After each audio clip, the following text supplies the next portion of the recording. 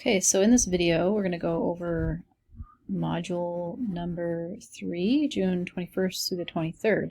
So we're doing 8 and 9, chapter 8 and 9. So read chapter 8, take the quiz, watch the lecture videos if you find those helpful.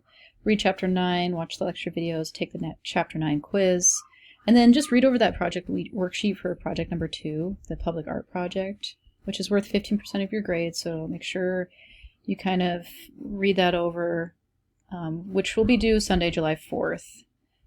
Project number 2 will be due then, July 4th, before 11:30 p.m.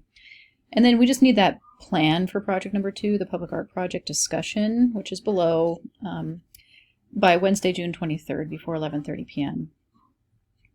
So we have, the PowerPoint, the lecture videos for chapter 8, and then the quiz here.